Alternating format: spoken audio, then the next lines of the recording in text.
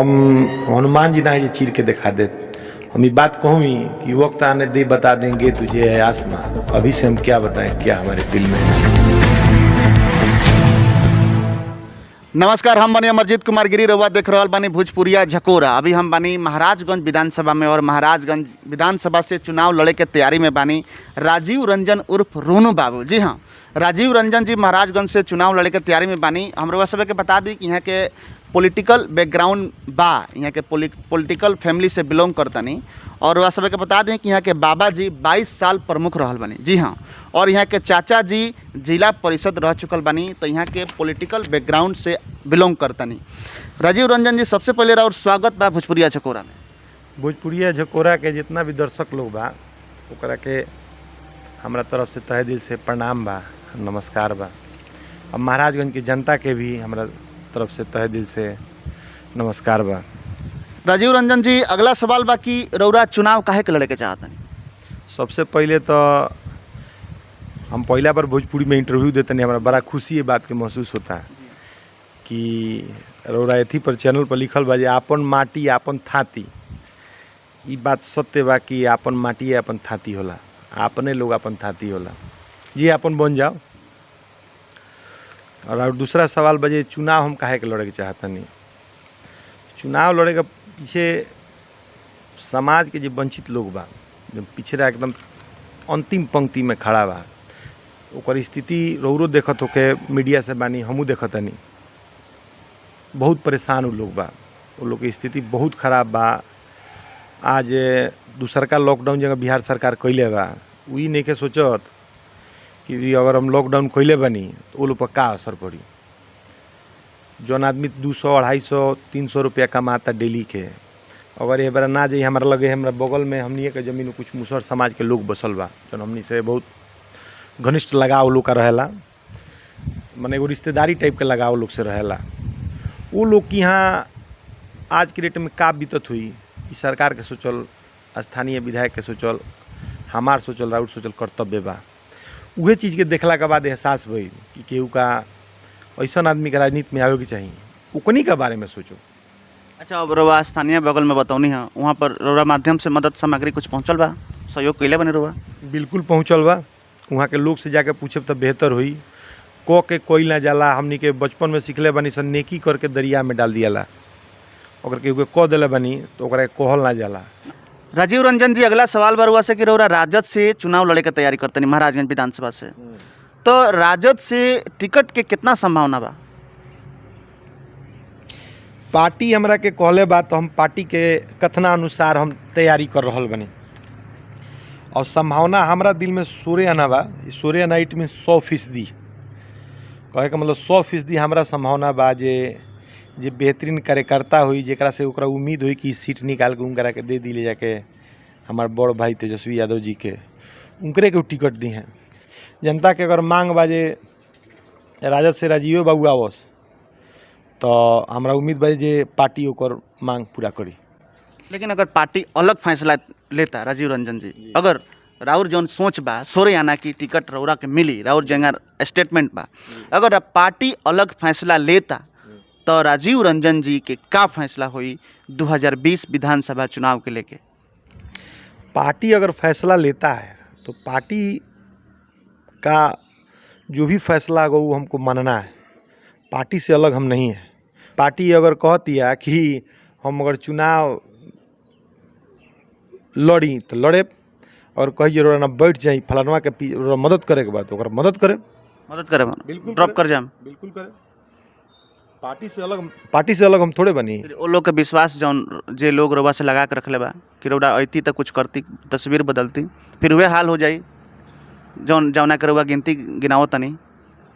आम जनता का डिमांड है, और तेजस्वी युवा है और युवा को बहुत भली भांति समझते हैं। स्वास्थ्य, शिक्षा, रोजगार के लेके राजीव रंजन जी के का विजन बा महाराजगंज विधानसभा के लेके? देखिए सर, आप 3 सवाल किए एक साथ, कोई नहीं। एगो स्वास्थ्य के, एगो शिक्षा के, एगो रोजगार के। तो रोजगार पर आई इरादा बहुत बड़ बा हमार। अगर चुनाव में हमरा के जनता भेजता तो एगो बैठ के एगो कैंपेनिंग करे, कुछ युवा लोग के वहाँ बुलाए, उनमें जे तेज तर्राक हुई, चाहे कोनो समाज से हुई, जेकर स्थिति तनी नाजुक हुई, चाहे वो कोनो समाज से हुई, कोनो जात से हुई, कोनो धर्म से हुई, कोनो मजहब से हुई, उससे मतलब नहीं है। ओकरा घर के स्थिति खराब हुई, ओकरा पर बैठ के कुछ कैंपेनिंग कल जाई, ऊपर कुछ रोजगार के बात हुई, ऊपर जने 20 लाख करोड़ रुपया लोन दिलनी हन हमनी के प्रधानमंत्री नरेंद्र मोदी जी। 20 गो रुपया के रूप में एबरा मिल जाई। 20 गो रुपया वो गरीब अगर बैंक में चल जाए तो 20 गो रुपया ओकरा ना मिली। जान ली ई बात, उहे हम जाने का चाहता नहीं। ई बात सुनल जाओ, हम उहे बताओ तनी हमरा के 20 गो रुपया ना मिली, ओकर के गारंटर बनी, कहाँ जाओ? क्यों ना बने? 200 रुपया पर ओकरा मजदूरी करे पर मजबूर हो गई बा आज के डेट में। लोग कहता रे ते तो अब बेकार हो गई बारे, अब हमरा पास 100 या 200 रुपया में खट, आ उ मजबूर भइल बा। ओकरा लगे कोनो उपाय नहीं है, कहाँ जाओ, कैसे जियो, ओकरा लगे रास्ता नहीं है, भर पेट खैला पर कुछ लोग रहे के तैयार बा। तो एकर के स्थिति है, ये स्थिति के लिए आइल बा? राज्य के मुखिया न लाए होंगे जी, आ नहीं तो स्थानीय विधायक कोई बैठ के समझना चाहिए। वोट के लिए आप कूद रहे हैं। ई कहलन, ई परसों तरसों एगो शिलान्यास कैलन विधायक जी, हमनी के स्थानीय विधायक हेमनारायण शाह जी। हम पूछनी जे एगो बात बताई, हम विधायक जी से पूछे के चाहत नहीं मीडिया के माध्यम से कि इस शिलान्यास के वहाँ के टाइम बा, इस शिलान्यास के टाइम बा अभी कि अभी उद्घाटन के टाइम बा? कहला जी 31 गो रोड लेके आइल बनी हम, 4.5 बरिस के टाइम में 31 गो रोड लेके आइल बनी चुनाव के समय में जी। अभी लेके आइल बनी वहाँ का, एक बीच में अपन सब चीज़ टाइट उइट कर लेनी है, जो केंग और रुपया के पूरा व्यवस्था हो जाए, जो चुनाव लड़ जाए भो भाटा उठा केंग चल जाई, एक व्यवस्था में वहाँ करनी है। अभी 31 गो रोड लेके आइल बनी, अपन सब चीज़ तय कर ले बनी, आ 31 गो रोड में यहाँ का 6 गो के उद्घाटनों कर दिले बनी। आप बोल रहे हैं कि अगर बरसात नहीं हुआ तो इसको हम चुनाव से पहले पूरा कर देंगे, भले चुनाव बाद टूट जाए, उसके बाद का जवाबदेही हम समझ लेंगे। अरे भाई, आप 5.5 साल कहाँ थे? ये पूछी ना लोग, ये जाने के चेष्टा नहीं खे। 50-55 करोड़ के काम लेके आइल बनी हो, मेरा हिसाब किताब बन जाए तो वही रुपये से चुनाव लड़ जाएगा, पैरा में लागल बनी। तो बहुत गंभीर आरोप लगावतन हेमनारायण पर। बिल्कुल लगा रहा बनी, एकदम सत्य बात बा। ये बरा काहे ना कोनो काम लेके नहीं जाए, ये बरा रोड लेके नहीं है 31 गो, उमें 7-8 गो कहले बनी शिलान्यास कऽ दिले बनी। 7-8 गो भगवान के दे, अगर भगवान के अथी रही, मटेरियले ना मिली, अब बरखा इतना हो गई बा ना, तो हम आधा अधूरा काम तो मोटा मोटी तनी मनी खींचिए दे हम 30-40%। 30-40% काम करे खातिर 5 साल के जनता समय दिले रहा का? एकर के जवाब दी? हम तो सवाले न पूछे, जवाब आम जनता के ही सवाल है, ये हमार सवाल ना है। ओकरा जवाब तो देवे के न पड़ी जी। विधायक रौरा बानी, हम कोनो चीज़ के जिम्मेवारी लेता नहीं। मान लीजिए हम विधायक बनता नहीं, हमारा जिम्मेवारी बनता जी, हमारा 5 साल में ही काम करता है, आ काम नहीं की पूछे तो लोग हमरे से न पूछी। बात तो सही बा, हमनी के भी जहाँ पे खबर मिल रहा बा कि अभी वहाँ के चुनाव के समय में कोई गो तरह के एजेंडा लेके आइल बनी, जैसे रोड शिलान्यास के हो गई, कोई गो तरीका के वहाँ के बात कही कर रहा बनी महाराजगंज विधानसभा में। तो रौरा आरोप लगा सकता नहीं, रौरा विपक्षी बनी, आरोप लगाओ बा। लेकिन राजीव जी हमरा के सवाल के जवाब ई दी कि ठीक बा, वहाँ के जौन भी कहनी मौजूदा वर्तमान विधायक जौन बानी महाराजगंज के, रौआ राजीव रंजन जी महाराजगंज के जनता के विश्वास कैसे जीते? अच्छा, एक बात बताई हमरा के, रोरा पहलका हमरा जो पहलका जो सवाल कनी ओकर जवाब पहले सुन ली। रोरा जाए जौना स्कूल में जौना मास्टर से ट्यूशन पढ़े जाए, ओकरे से न सवाल पूछे। गार्जियन ओकरा के रुपया देता, रोरा ओकरा के मन ले बनी जे टीचर भाई हमरा के ज्ञान दी। सवाल के हकदार उस समय वही ना होगा जी, वही होंगे, आ जवाब उनके देवे के बा, विधायक जी के देवे के बा। हर एक जनता उनसे सवाल पूछी, हर एक ठीक बा, रोरा के वोट देलक चाहे ना देलक, वो ओकरा के मुद्दा बा। जौना संस्कार में, जौना समाज में, जौना रीति में ये देश पलल पढ़ल बा, ओकर यह सिद्धांत बा कि अगर ओकरा के वोट देलक, ओकरा भी इज्जत तोरा उतने करे के बा जितना वोट ना देलस, ओकर भी इज्जत तोरा उतने करे के बा। ओकरा मन में बा जे बहुत बड़हन पार्टी से हम बानी, उनका मन में बा, ये बात सच्चाई बा। हम के उनकरे आदमी से हम सुनले बनी जी बे फलानवा से हमरा टिकट मिल जाए तो हमरा काम करे के जरूरत बा, हम यहीं फिर विधायक हो जाए। तो मन में ख्याली पुलाव मत। गंभीर आरोप लगावतन विधायक जी के ऊपर, लगे प्रूफ बा कोनो? प्रूफ का बात जनता का लगे प्रूफ बा जी। मान ली जे ये बात के हमरा के बताई कि जे हम चुनाव यहीं जीत जाए, विकास कैले रहती तब न उम्मीद रखी हम चुनाव जीतती। विकास कैले ही नहीं की का कैले बनी रोड़ा, ये वो काम वहाँ का बता दीजिए जौन कैले हो कि वहाँ का युवा के नज़रअंदाज कैले बनी विधायक जी नु, युवा उनका के बड़ी जवाब दी। युवा के सबसे ज़्यादा संख्या बाटे रउरा महाराजगंज के विधानसभा में। वहाँ के युवा जवाब दी, रउरा युवा के विश्वास कैसे जीते? युवा का विश्वास हम विधानसभा जाने के बाद एक कैंपेनिंग करे, सारे लोगों के बैठ के पर तय करे जो बैठी लेके हमनी का ऐसन ऐसन बात बा, अगर कुछ लोन लेके लोग छोट मोट उद्योग लगाई, लोगन 5 आदमी मिल के एगो 5 लाख रुपया के लोन रोड़ा के विधायक देवा के जिम्मेवारी लिए। मतलब लघु उद्योग कुटीर उद्योग रउआ लेके आए अपना क्षेत्र में कि लोग स्वयं अपन रोजगार कर सको, केहू के ऊपर निर्भर ना रहो। बिल्कुल बिल्कुल यही इरादा बा हमार कि छोट मोट लघु उद्योग लगा के 5-7 आदमी के साथे मिल के 5-5 लाख 2-2 लाख के लोन लेके एगो छोट मोट कारोबार यहाँ चालू कर दी। तो जो पलायन करे के जो स्थिति बा बहुत खराब स्थिति बा, रोड़ा नहीं कि कभी बैठे, अच्छा विधायक जी बैठी तो समझी वो लोग के बीच में, वो लोग के माने अब गाल बजाओ ढेर दिन ना चली हो। लेकिन राजीव रंजन जी रउआ के रोके हम, हमार सवाल अहम बा, ये हमार सवाल ना हो, ई महाराजगंज विधानसभा के जनता के सवाल रउआ से पूछत नहीं हम। रउआ कहता नहीं कि कुटीर उद्योग लघु उद्योग लोन लेके 2 आदमी 4 आदमी के ग्रुप में बांट देव, चाहे पर्सनली 1 लाख 2 लाख 5 लाख के बैंक से लोन दिलवा देव कि वो लोग अपन स्वयं के रोजगार करो लो, केहू के ऊपर निर्भर ना रहो लो। पतल बनावे हो गए, गिलास बनावे वाला हो गए, औरत लोग के चूड़ी बनावे वाला हो गए। राजीव रंजन जी रउरा बात जौन कहता नहीं, जनता कैसे विश्वास करो रउआ लेके आए सही में रउरा ठीक मानी, केकरा कपार पर लिखल बा? देखी हम पहले भी बोले बानी जे हम उहे बोले जौन हो सके वाला बात बा। हम ही ना बोले जे युवा के सरकारी नौकरी दे दे, वो लोग के घर घर में किसान के खेत में अनाज 4 गुना रेट करा के दे दे, किसान के खेती ना करे के पड़ी, ऐसा कोनो बात नहीं की कैले। हम जहाँ भी गइल बनी, जहाँ भी जनता के बीच गइल बनी, ये चीज़ के कमिटमेंट हम कोनो चीज़ के नहीं कैले आ ना आगे करे। हम ये बात कहले बनी जौन भी स्थिति आई ओसे सब लोग मिल के बराबर के सामना करी, ओमे कहीं भी हम ही बराबर के हकदार रहे, साथे रहे के कामों हर काम के आ हर चीज़ के। हम अकेले कोनो काम ना करे, 5 आदमी के एको कमेटी बना के बैठे, ऊपर तय हो जे हेंगे काम हुई तो 10 गो लड़का जा रोजगार कर ली सन, बाहर जाए की स्थिति ना पड़ी। आ जब बाहर जाए की स्थिति ना पड़ी तो वो अपने आप ख्याल में आई जे विधायक जी बढ़िया काम कर रहा बने, आगे भी इनका के लेके चलल जाई। अभी बिहार राज्य में बहुत ऐसा विधायक बने जो अपना काम से कई बार विधानसभा गइल बने, वो चाहे कोनो पार्टी से हो, पार्टी ऊपर हमरा मायने नहीं के रखत। आपन जौन एगो फेस वैल्यू बा अलग बनावे के पड़ेला। पार्टी के बाद भी कुछ लोग के होला जे पार्टी के वोट कुछ होला, आपन फेस वैल्यू के वोट कुछ और होला, तो ओकरा के बनावे के पड़ी। वहाँ विधायक जी फेल हो गइल बड़े एकदम पूर्ण। एकर फायदा हमरा मिली है ठीक बा, रउआ फायदा एकर मिली। विधायक जी फेल हो गइल बानी, राजीव जी विधायक जी फेल हो गइल बानी, लेकिन अगर राजीव रंजन जी महाराजगंज विधानसभा से विधायक बनता नहीं तो राजीव रंजन जी कितना समय लगाए? जौन भी जनता त्रस्त बा विकास के लेके, उम्मीद एगो लगा के बैठल बा, एगो मन में एगो लालसा लगा के बैठल बा कि कुछ व्यवस्था हुई तो हमने के रोजी रोटी परिवार चली, कितना समय ले रउआ? 5 साल के बाद उद्घाटन करावे शिलान्यास करे?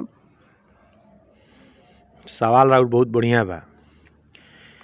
हम ये चीज़ के कहीं ना कहे जे हम कितना समय ले, परिस्थिति के अनुसार जनता के बीच कंप्लीट रहे, सब चीज़ के ज्ञान वो लोग के देव, जौन भी स्थिति आई वो लोग के बीच में बैठ के चर्चा करे, वो चर्चा के अनुकूल जौन भी काम हुई वही बेरा तय करे। हम 1 मिनटों में देरी ना करे कोनो काम में, चाहे जौन भी होके। ओकरा बाद अगर ऐसी स्थिति आवता तो 5 साल बाद फिर हमरा के पलट दी जनता तो अपना मूड के मालिक बा। तो वो तैयार बनी हमरा काम करें तो आगे जनता रखो ना तो हमरा घटाओ। बिल्कुल हम आज ही बात कहता नहीं, खुला मंच में कहता नहीं जे 1 रुपया कहीं 5 रुपया कहीं कुछ अगर कहीं गलत हमरा के कोई पाली, वही बेरा उंगली उठाइए, जौन कहीं सजा दी, जहाँ सजा दी हम तैयार बन ले, उसे हम पीछे हटेला नहीं। अगला सवाल बा राजीव रंजन जी की, सरकार के कदम से, कोरोना महामारी में सरकार के कदम से, और 15 साल से नीतीश जी बिहार में मुख्यमंत्री बनी, 14.5-15 साल हो गए, कितना संतुष्ट बनी दोनों चीज़ के लेके? वो तो विधानसभा के चुनाव में पता लग जाए के संतुष्ट बा आ के नहीं के। अबरी कोरोना महामारी के रोड़ा जो सवाल कैले बनी, बहुत बढ़िया रोड़ा सवाल करतनी, में कोनो दूराय नहीं के। ए बार जाके रोड़ा डीलर लोग से पूछी, आम जनता लोग से पूछी जे का स्थिति बा। फ्री में कह दिला से ना होला। डीलर लोग से का पूछी? स्थिति जान के देखी जे 5 किलो के बदले 4 किलो अनाज जाता, वो भी बहुत लोग यहाँ नहीं के पहुँचल। ओकरा बाद लाइन लगा, बहुत तरह के बात बा। दाल 1 किलो देवे के बाटे तो 800 ग्राम दाल जाता टे। एक कोनो लेखा खोजा नहीं खे, केहू पूछे वाला नहीं खे। लोग हमरा लगे आ रहल बा, ये बात के हम कई बार जाके हम शिकायत भी कनी स्थानीय लोगों से, डीलर लोगों से कि ऐसन बात बा। और विधायक से कबो ना कहनी हो हेमनारायण से कि ऐसा ऐसा दिक्कत होता, लोग के बहुत कष्ट सहे के पड़ता, 5 किलो में 4 किलो राशन, महामारी में भी, कोरोना महामारी में भी, जहाँ सरकार के साफ आदेश बा कि केहू के संगे ठगी नहीं के करे के, उचित व्यवस्था होके के चाहिए जौन भी गरीब शोषित पीड़ित व्यक्ति बा। लेकिन फिर भी रौरा एगो जनप्रतिनिधि बने के प्रयास करतनी, भावी प्रत्याशी बनी रौरा महाराजगंज विधानसभा के चुनाव लड़े के तैयारी करतनी। रौरा काहे ना हेमनारायण जो बारे यहाँ के मौजूदा वर्तमान विधायक के फोन कर रउआ स्थिति से अवगत करौनी है? उनका तो मालूम होकबे करी, लेकिन रउआ काहे ना अवगत करौनी है? स्थिति से अवगत करावल हमरा जहाँ तक बुझाता बा आम जनता के काम बा। तो वहाँ के कहनाम बा जे हमरा के वोट दिले बा, जेने साइड हमरा वोट मिलल बा उन्हीं हमरा उन्हें वोट नहीं मिलल। एगो छोट मोट बहुत परिस्थिति जा खराब रहे, जा थोड़ा सा एगो ढलान बनवाओ के रहे, जे यहाँ नट समाज के कुछ लोग बा, यहाँ 30-35 गो यहाँ वोट बा। तो हम कहनी जे बहुत खराब स्थिति बा, तो कहनी जे उन्हें हमरा वोट नहीं खे, ऐसे उन्हें हम काम ना करा पाए। मैं कहनी विधायक जी कि उन्हें हमारा वोट नहीं के मिलल तो हम ना मुँह से हम सुननी, हम अपना एक नहीं कि हमरा से नहीं बातचीत कबो भइल। हम कैसे बोल दीजिए हमरा से बातचीत भइल बा? हमरा बातचीत कबो नहीं भइल। हम एक बार छठ मैया के पूजा खातिर हम कहले रहनी, हमरा बात तीसरा ही आदमी बतौल रहे विधायक जी से कह दो, तो वहाँ हम कहनी बहुत गंदा है स्थिति बा। अर्घ देव में छठ पर्व हमनी के बिहार खातिर सबसे शुद्ध पर्व मानल जाला, आ ओकरा खातिर सारा लोग गाँव में चलावेला, जहाँ जहाँ जी पलायन कैले रहेला सब लोग चलावेला। वो स्थिति में वहाँ कहनी ना वहाँ काम संभव नहीं कि वहाँ कहीं संभव बा। ओकरा बाद वहाँ फ़ोन काट देनी, हमरा से वो बात हो, ये हमरा बुझाता है ये छठ के बात हो, कोनो पुरान छठ के बात ना। अगला सवाल बा राजीव रंजन जी की, अगर महाराजगंज विधानसभा के जनता रुबरा के चुनता, विधायक बनावता, तो सबसे पहले जनता के हित में राजीव रंजन के हाथ से कौन काम हुई? सबसे पहले काम करे हम जौन पलायन करके लोग आइल बा, जौन बाहर कमात रहल, ओकर व्यवस्था कल सबसे हमारा अनुसार से उचित उहे बा। वो युवा वर्ग बा, और वो युवा वर्ग पर बहुत बड़ा बोझ बा। बड़ा हमारा सबसे बड़ा और सबसे बड़ा प्राथमिकता और एक नंबर की प्राथमिकता ये बा कि ये युवा के कहीं ना कहीं सेटल करा। वो युवा के हमरा से बड़ा उम्मीद बा, आ हमरा बुझाता ये उम्मीद के पूरा करे खातिर हमरा बहुत बड़ा ये जिम्मेवारी हमरा देह पर आ जाई, ओकरा के संभाले खातिर थोड़ा हमरा मजबूत होके के पड़ी। मजबूत होके के पड़ी, ठीक बा। राजीव जी अगला सवाल, महाराजगंज में हमने के आए दिन देख रहल बानी सब भ्रष्टाचार के मामला सामने आ रहल बा, और भ्रष्टाचार शुरू से ही बा, देश जब से आज़ाद भइल बा तब से भ्रष्टाचार अभी तक खत्म ना भइल। हालांकि कई गो सरकार आइल और गइल, केंद्र में चाहे बिहार में। अगर महाराजगंज में देखल जाए तो रजिस्ट्री कचहरी से लेकर के प्रखंड से लेकर के हर एक सरकारी कार्यालय में भ्रष्टाचार, बिना पैसा देहले महाराजगंज के गरीब जनता 20-50-100 बिना देहले जौन 200 रुपया दिहाड़ी मजदूरी करता। अगर वह विधायक बनतनी तो इस समस्या से राजीव रंजन जी कैसे डील करें? हम कहनी कुछ जनता लोग से ही बात पूछलक लोग, जो और सवाल बनू वो कुछ जनता लोग के भी सवाल रहे। हम हनुमान जी ना ये चीर के दिखा दे, हम ये बात कहूँ कि वक्त आने दे बता देंगे तुझे आसमां, अभी से हम क्या बताएं क्या हमारे दिल में है। मेरे दिल में जो है वो उस समय आई तो उस सब लोग के एहसास हो जाई कि के का कौना स्थिति में कौन कौन गलत काम कर ले, बस सबके चिन्हित कर ले बनी। ये बात मत माने, हमारा दिमाग में बा जे कहाँ कहाँ कितना कितना कैसे कैसे गड़बड़ी बा। वो स्थिति से हम रूबरू बनी आ उ छोड़े ना, वो लोग को हम ना पचे। कुछ लोग बा वो लोग हम ना पचे, ये बात तय बा। बहुत बहुत धन्यवाद राजीव रंजन जी, रउरा समय निकलनी और हमने के अपन बात जौन महाराजगंज विधानसभा के जनता के जौन सवाल रहला ओकर रउरा बखूबी जवाब दिले बनी। बहुत बहुत धन्यवाद। और हमारा भोजपुरिया झकोरा के टीम से रउरा के अग्रिम बधाई कि रउरा महाराजगंज विधानसभा चुनाव जीती, रउरा के पार्टी टिकट दे। बहुत बहुत धन्यवाद। बहुत बहुत धन्यवाद जी।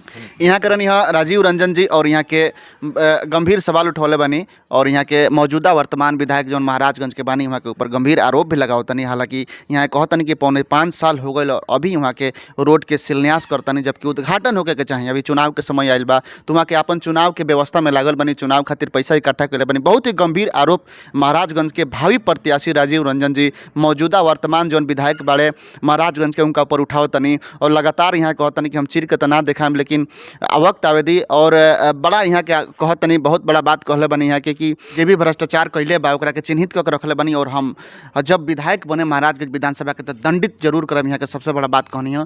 और यहाँ के लगातार लागल बनी, राजद से टिकट के संभावना बाकी यहाँ के टिकट मिली और यहाँ के विधानसभा चुनाव लड़ब। हम बने अमरजीत कुमार गिरी, महाराजगंज विधानसभा से कैमरामैन रविंद्र यादव के साथ। धन्यवाद।